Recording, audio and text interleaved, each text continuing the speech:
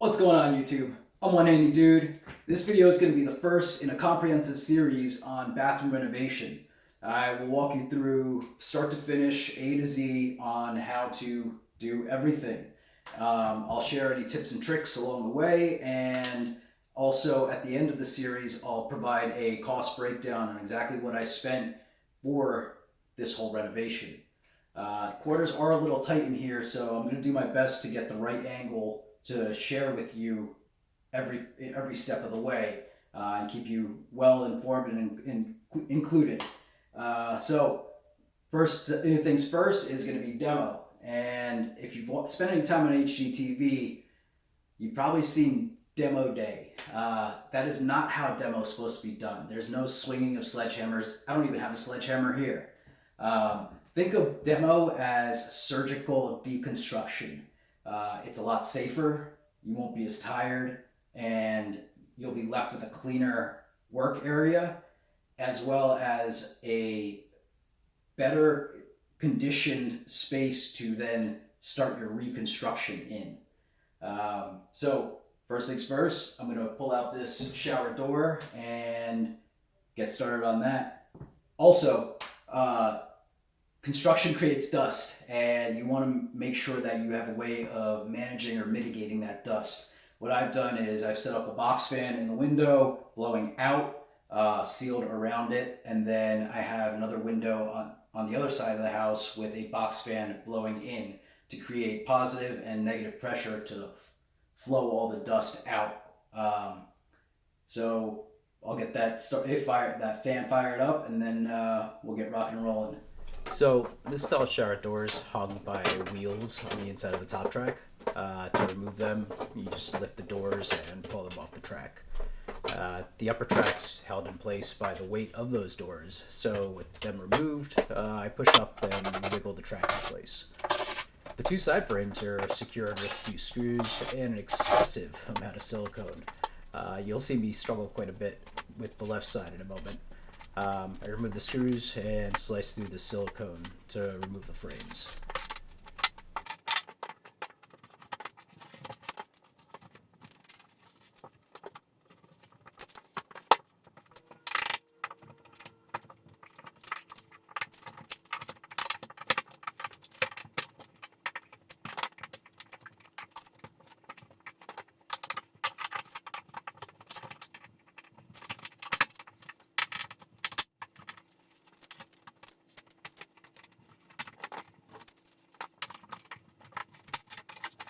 When you're removing these old doors, especially this style with the frame on it, oftentimes the seal has failed and it's holding a bunch of water in there. And before I pull this out, rather than tracking water through the whole house, I like to just pop a little hole in the bottom and then drain it out. So I'm going to do that real quick.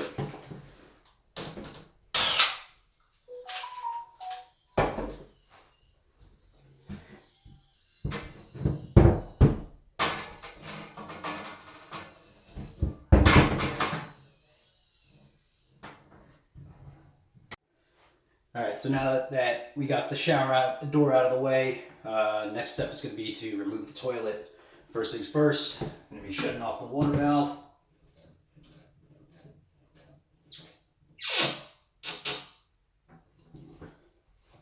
Next, flush it.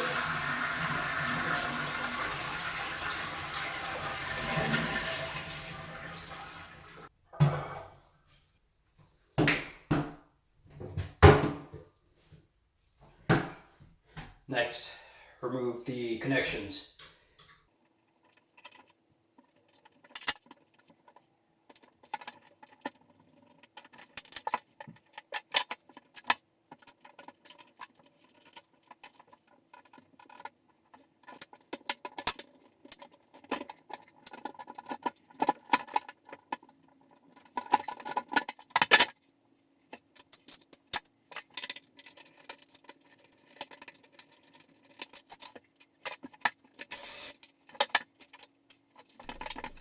Even after flushing the toilet, there's still going to be a little water left in the bottom of the toilet and a little inside of the tank, so I just use a shop vac to remove the remaining water. I removed the two nuts that are holding the toilet down, and now it's ready to be pulled. But before doing so, I like to lay out a heavy-duty contractor bag to place the toilet in and keep things tidy. And now with the toilet removed, make sure you plug up the drain because you don't want any sewer gases backing up into the bathroom. Takeout coffee cups work great for this. Unfortunately, I didn't have one, so I just used a plastic bottle. Now, moving on to the vanity, I remove the doors and disconnect the supply lines and also separate the drain from the sink. Using a crowbar, I pry the sink off the base and score the bead of caulk that's holding it at the back of the backsplash to break it free.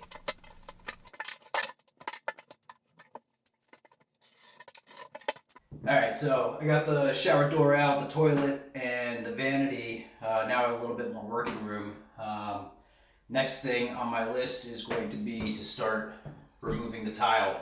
You want to make sure that you're wearing the proper PPE. That means, some good coated gloves. I'm going to be grabbing my dust mask, and if you don't already have glasses, you should be wearing safety glasses, because those little shards, when they chip off of the tile, are extremely sharp. And can very quickly and very easily slice right through you.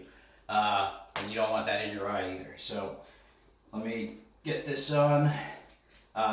Also, there is this little strip of, I'm blanking on the name of it, the ending of the tile, the round over or whatever it's called. Anyways, this ends up being 37 inches, and I'm going to be using hardy board that's 3 foot wide. So I'm going to see if I might be able to just chip off this tile and then remove it off of the closer to the 3 foot mark. So that way I don't have this wide gap between my transition of the hardy board and the sheetrock.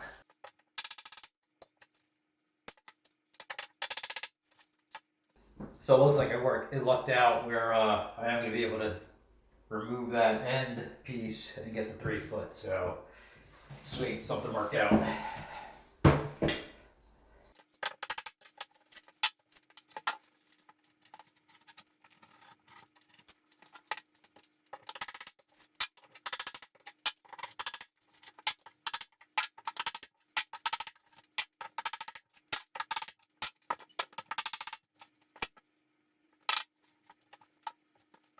I'm going to break through and essentially remove this in large sections. You'll see what I mean. But all you really need to do is get on it and rock it back and forth, and you'll break the sheetrock screws loose of the actual sheetrock, and it'll come down in large panels. So I'm going to go get started on that, and it'll be a lot more self-explanatory once you see me do it. So before I remove the tile, I use my multi-tool to cut a clean edge, separating the drywall I'm going to keep from the areas I'm going to remove. I'll also use my utility knife to score the top corners where the wall meets the ceiling to avoid damaging the ceiling or pulling away the paper. It's also a good idea to shut the water off at this time, just in case.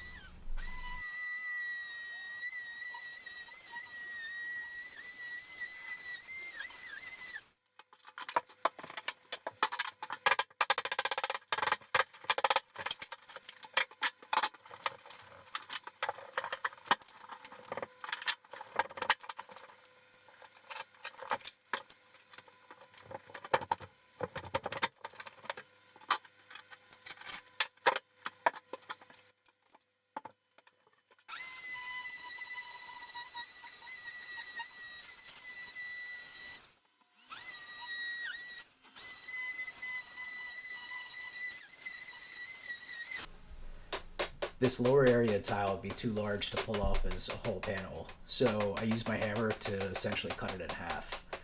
You want to make sure you're breaking it between the studs so you have a hollow area behind where you're hitting, and you want to use controlled swings because you don't know what's behind the wall, and the last thing you want to do is damage any wire, pipe, or HVAC ducts that might be back there.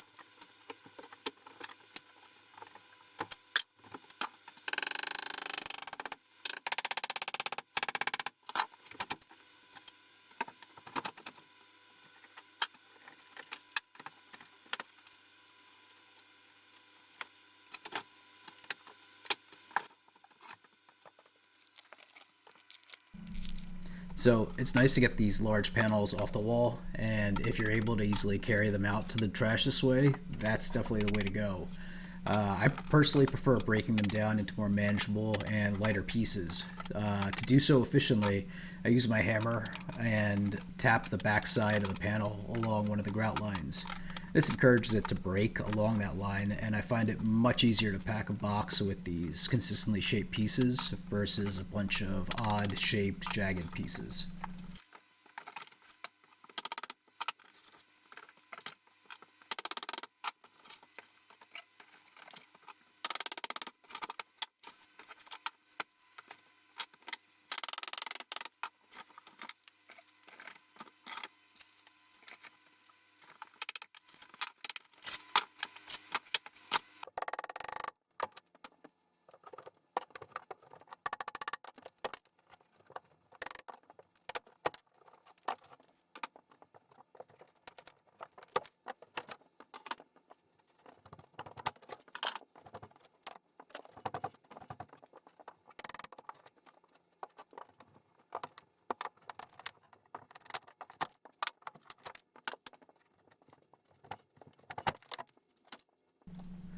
When removing tile on the wet wall, you want to be extra careful because you have a bunch of pipes running inside the wall and some of sticking out. Again, using my hammer with controlled swings, I create a hole around each of the protruding pipes. This way I won't accidentally hit a pipe or break a valve, and then it's business as usual.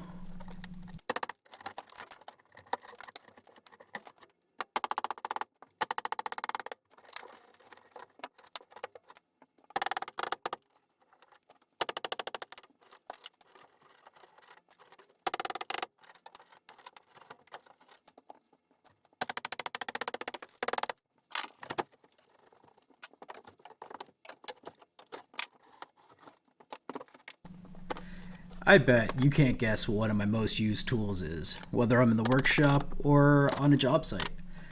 It's a broom. Now, I know some of you may be thinking I'm joking, but in all honesty, it's a broom. You see, I subscribe to the belief that a clean work site's a productive work site, not to mention a safe one.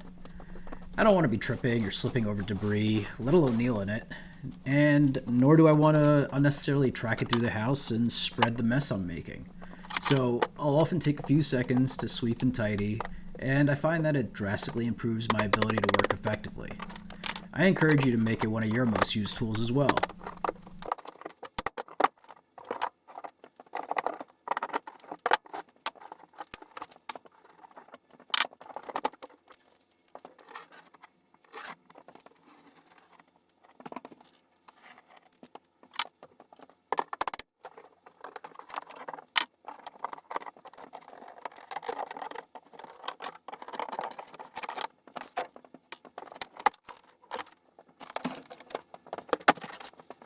So now that we have the walls and tile removed, next step in demo is going to be to remove the shower pan.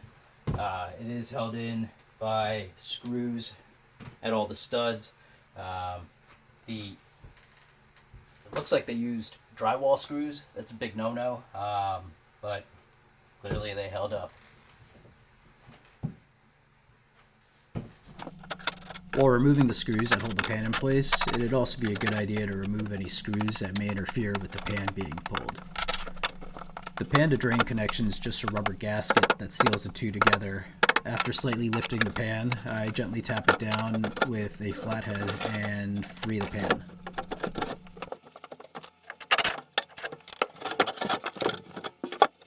Alright, so now that we have the shower base out, I can start working on ripping out the floor. The tiles installed on top of a 3/4 inch plywood. The plywood should be screwed down to the subfloor, but I'm going to take a couple of tiles off and explore and see if that's the case. Then I'm going to have to pull the tiles off first and then remove the plywood. If not, then I'm hoping I'll be able to get a crowbar underneath and just pop the whole sheet of plywood along with the tile and then break it down after it's removed off of the subfloor.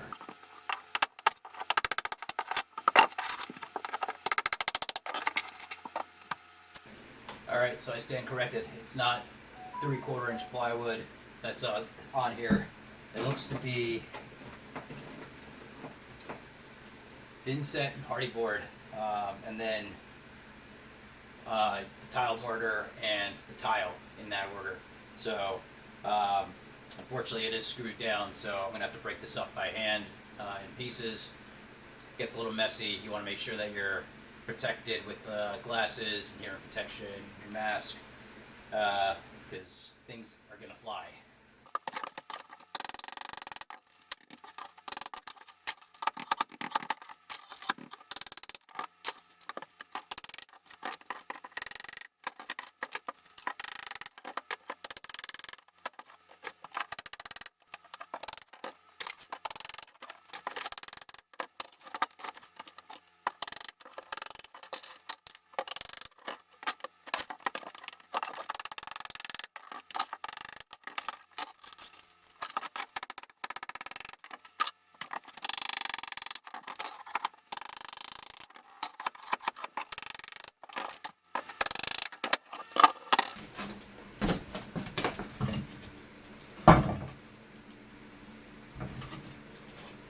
Just so we're clear, tiles should not come up like this. This is very poorly installed, and there's literally no bond with the mortar to the backer. So I appreciate it because it makes my life a lot easier during demo. But later on in a different video, I'll show you guys how to properly install tiles so this doesn't happen.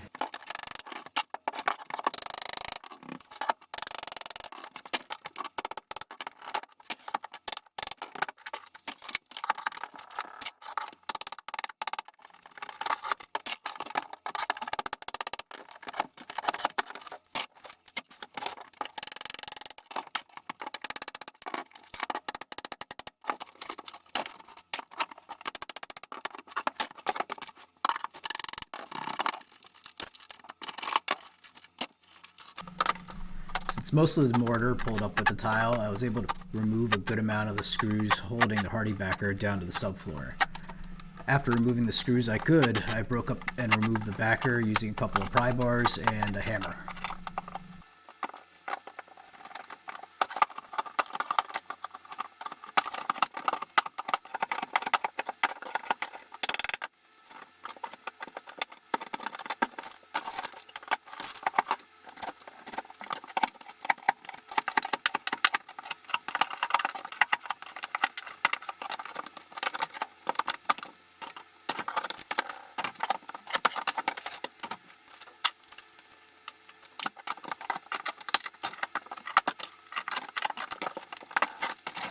Alright, so after pulling up the hardy board, I found some adhesive that was spread over the subfloor, and I had concerns about when we go to reinstall the hardy backer, I may have some sort of adhesion issues, and so I went ahead and pulled that up as well. That was just a couple of nails and then pulled the whole board up.